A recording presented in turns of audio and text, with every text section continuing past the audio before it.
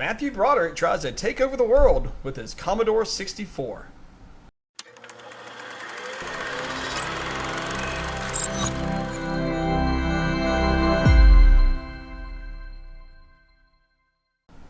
Welcome to Retro Film Review, where we like to take a look back at movies that shaped our generation.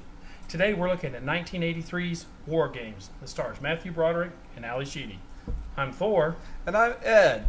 But first, please like and subscribe so you never miss another Retro Film Review and you get to learn what our thoughts are.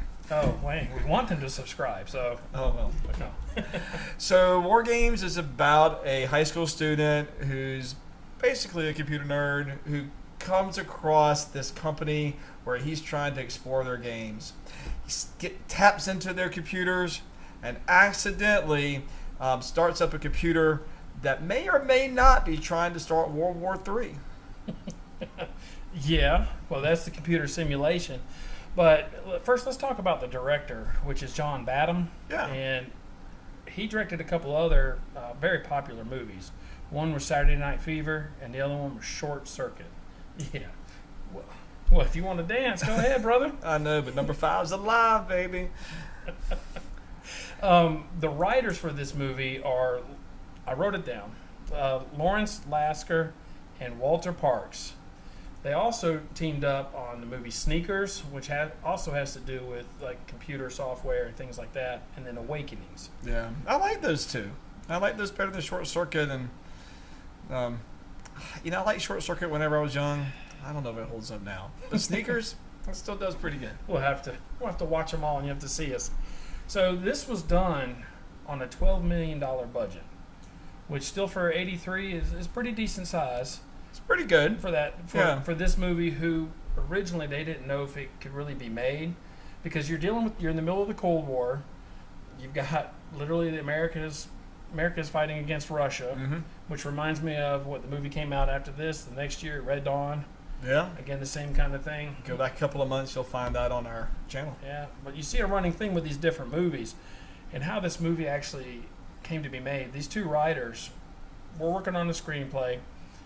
They didn't think it was going to work, but then literally there was a war simulation left on, but the people at NORAD or whatever didn't realize it. Okay. And so they thought there was a real nuclear attack about to happen. So it was kind of based on a true story. Oh, wow. Even though they started writing it beforehand. Yeah. So I'd like to go ahead and talk about some of the main characters. Right, yeah. Well, we got Matthew Broderick. Matthew Broderick, he plays David Lightman. And he is the main character of this movie. And what's funny is, you may know him from Glory or... dare I say it, Ferris Bueller's Day Off. I know, right? Yeah. We have to do that reference every video. That's what it seems like. But what I think is funny is he's like you said in the intro, he's like a computer nerd, whatever, genius, where he's able to tap into the school's computer to be able to change his grades. He's able to access, wherever he wants. He knows how to manipulate the phone system. He can call these different numbers, where his computer does. Pretty smart. It's pretty smart cookie. Yeah, but he's not doing it to be mischievous, meaning as far as criminal. No, he's doing it to try to. He's doing it to try to for knowledge purposes, or just try to do things for fun. He's adventuresome in the fact that he wants to try to just push the boundaries of what he can do.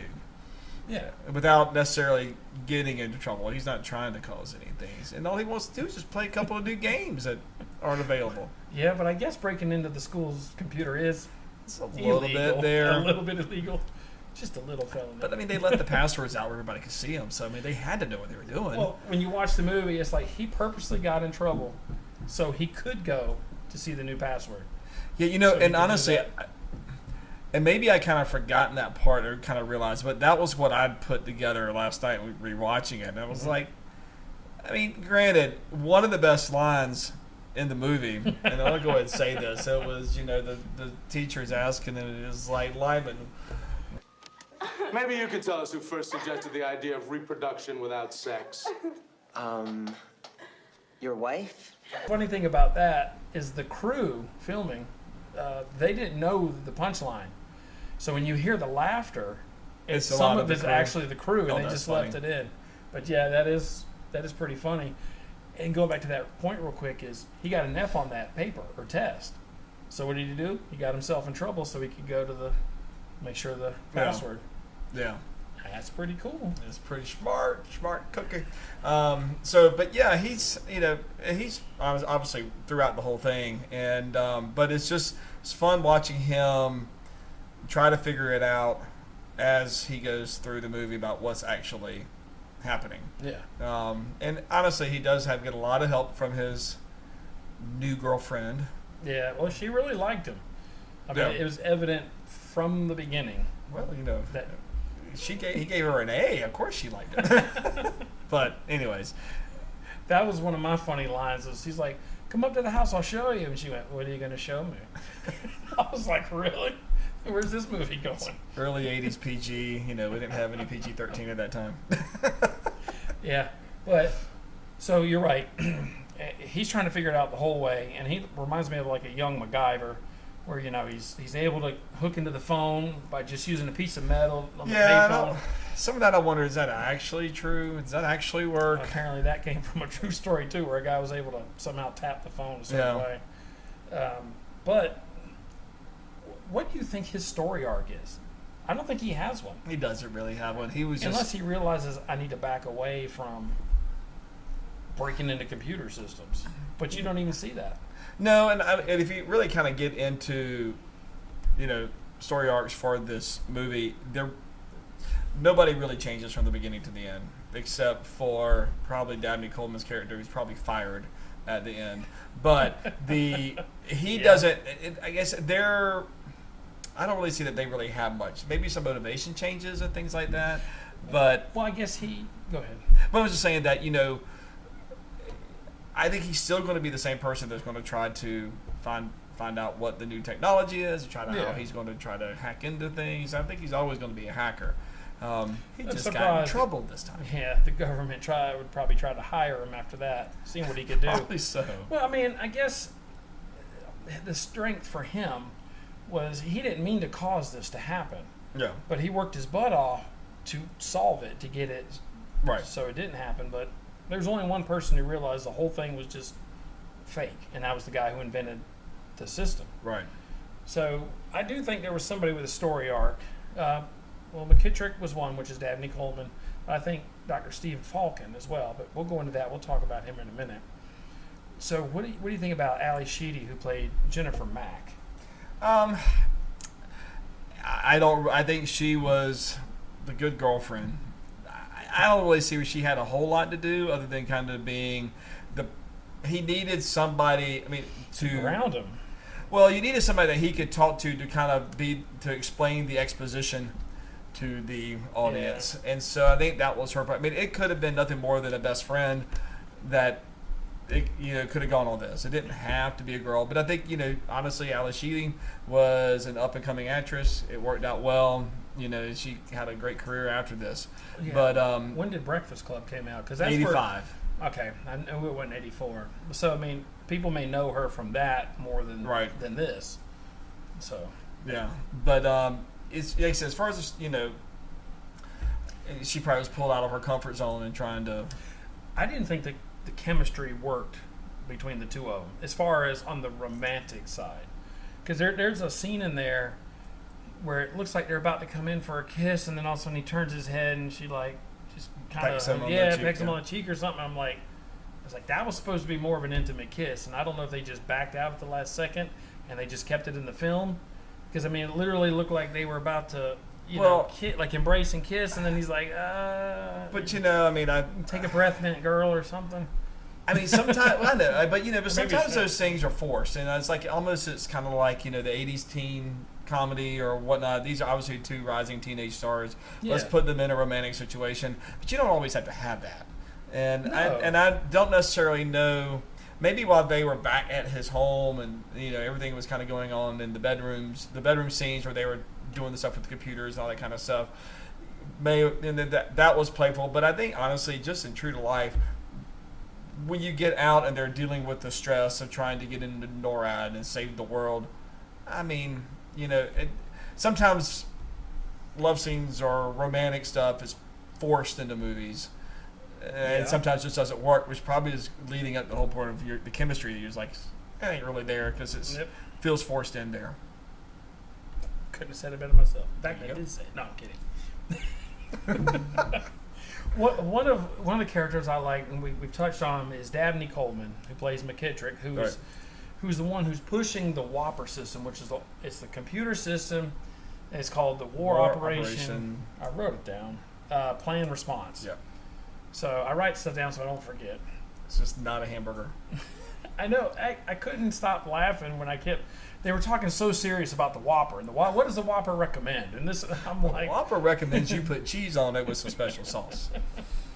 And so I actually, even though I'm older here, I had to look up. I'm like, okay, when was the Whopper invented? Because I didn't know if somehow this was before, but it's not. It was 57. So okay. But I was like, that would have been hilarious if we're referring to a hamburger and it was really always a computer. That is. But I like him because he's so serious about this system and putting it in place that, I mean, he talks over the generals, he talks over everything. Even his assistant, Pat Healy, she's trying to send him a note, and he's like, I don't want that. I need to take the men out of the loop. It's like, yeah, Dabney Coleman will always be Frank Hart from 9 to 5 for me. And I wrote it down, 9 to 5. And so even watching this, I still see Frank Hart behind the desk, as he's kind of analyzing David whenever he brings him to his office, because at first he's all like, nice and hey, let's go see what and all this kind of stuff, and then he just turns the table on him and is just like pushing him like, who do you work for and why are you getting all these secrets and all this kind of stuff. It builds you with that rapport, nice. Yeah, and I think what was it, the general. Behringer? What up, Behringer? One of my favorite lines is, my official opinion on your machine is that it sucks. As they're about to come to nuclear war. Right. And we won't say what McKittrick's response was. I don't have to take that from you. But, so, but yeah, and I think the last one really is, Colonel Behringer.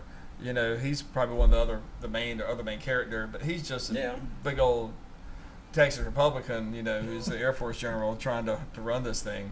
Mm-hmm. He has some of the best lines in the movie. Oh, yeah. Some of them were improvised. Where he said he had pissed on the spark plug. Oh, yeah. To do it. That was improvised. Still, fantastic. It's good, a little bit of comic relief just when you're kind of watching everything. It's a little bit tense and stuff, but yeah. Yeah. I think the last one I want to touch on is Dr. Stephen Falcon.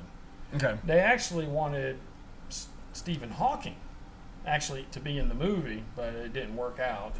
And they even thought about putting him in a wheelchair to kind of imitate Stephen Hawking. But I think, to me, he had the bigger character arc, because really there wasn't much, but it's because he didn't care. His wife given up on life. His wife and son had passed away in a car accident, so he didn't care. Right. And then for security reasons, they made him disappear.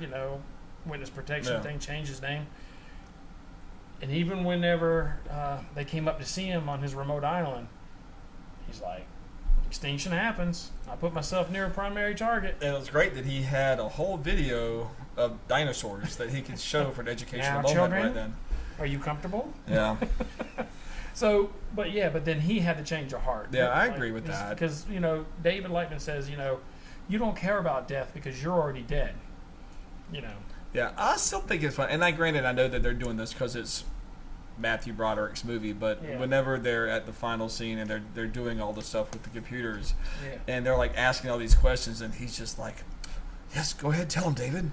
You know the answer. I'm like, you know it too. Yeah. Why don't you speak up and say something to save the day? Yeah, we're trying to stop World War III. Go ahead and say it, buddy. Yeah. So, and like I said, I know that's for movie purposes and trying to help put the focus onto David, but I'm just kind of like, dude, you need to speak up a little bit more, and I mean, and it was almost like planes, trains, and automobiles trying to get them from the island to the place, and which that was probably a little pushed.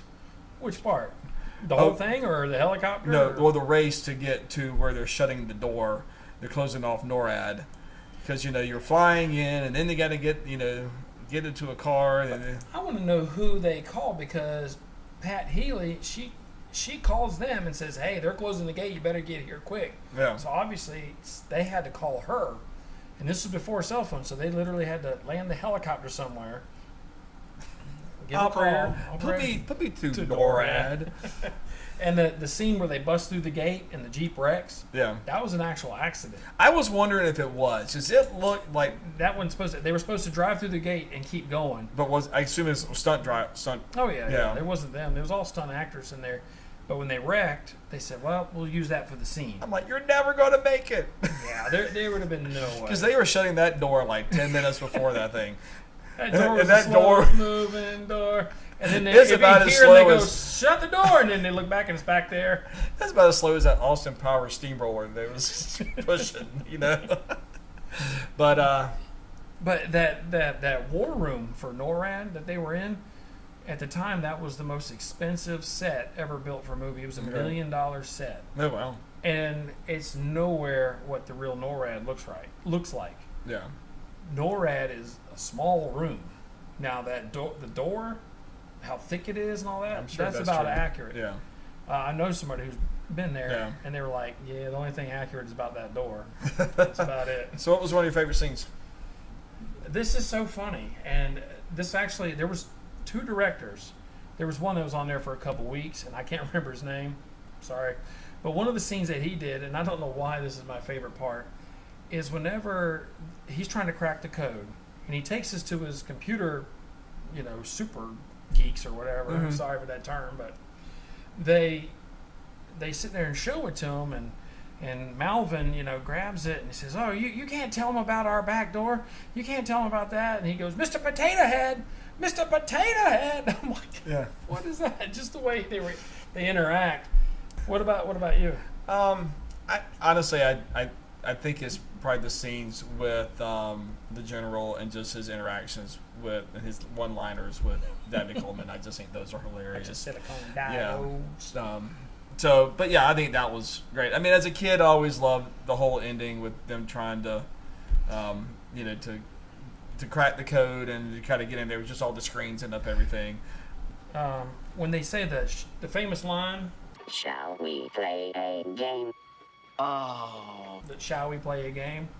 That was actually the actor who played Stephen Falcon, John Wood, but he said it backwards. And what I mean by that, he said, "Game A, play we shall." So when you play it the other way with a little You were talking like Yoda. Yeah. So my only really major criticism, which is minor about this, it just ends. Like, I do think it needs an epilogue. It's kind of like it's done, everybody's hugging, and then it just goes to credits. I just think you needed something extra at the end, and that's how a lot of the movies of the 70s and 80s, like, it got to the end and it's gone. I thought the music in this was terrible. Like, the score, I didn't care for it. It reminded me of Stripes at first. Well, the military part was fine, but I guess it was the music that they played as they were going to the island, and they played over the credits. Yeah. It was just it was more like cheesy 80s sappy romance music. That was Arthur Rubinstein. Yeah, and I mean, and so I just didn't think it added much to it. I did like, the whole computer simulations and all that kind of stuff when you see the bombs kind of going all over the place, and it did look like the 4th of July kind of going up in there, but but those are my mild critiques with it. I don't, at the end of it where Joshua is talking to everybody at NORAD, and it's the same sound system that David had back at his home computer. It's like, I know that's for the audience. It's just for a movie. It's like, why did they automatically have a speaker box to convert it? Right. So, but I will say, if you need a time capsule to kind of see how things were back in the early 80s, especially with computers, soda, and the way that people contact each other by trying to call information, then this is a great movie for that, because he not only calls information like once, twice, I think he calls him like 3 times to try the operator to try to get some information about it. Great time capsule. Talking about a time capsule, what Time warp rating. Yes, what you think about that? All right, could this movie be made today? Yes, I think so. Because I mean, take the same storyline. There's hackers out there that can hack into computers. I don't think any system is probably hack-proof. I mean, it's probably extremely difficult. I mean, yeah, the computers change. I mean, it doesn't have those big old floppy disks, but the same storyline. So I mean, I'll give it a 7. So I was going to say, if you took the premise of this movie, yes, I think that would be very interesting. But if you're taking, if we talk about, taking the script or whatever, I would say no. I think it's extremely dated as far as that goes. Yeah. But I think as far as the premise goes, yeah, I think it would be neat to kind of get an updated version of this. I mean, it's been a while since this movie's been made, and I think that there's a lot of stuff that we try. I know we talk about we don't like remakes and all that kind of stuff, but this is one I think you probably could do. Well, I think the problem with remakes is when they take the exact same script, basically. I mean, obviously the technology changes and stuff like that, but if you make it, like you said, take the premise and then twist it a little bit, this and that. But if you just take it, he breaks into it. Got the girlfriend that's a little quirky, goes to the principal's office to find the passwords, and then it is just, you're just remaking it with new actors and actresses. Yeah, my rating would be a 6 on that, but as far as a movie, I give it a good 7.5. I really recommend it, and I really like it. As far as likability, I give it a 9. I really like it. I've seen it a few times this year already. kind of gearing up for this, but I really enjoyed it. Yep, very good. So tell us what your thoughts on War Games. Have you seen it? How many times have you seen it? And leave those comments below, and like and subscribe while you're leaving those comments so you never miss another retro film review. Bye.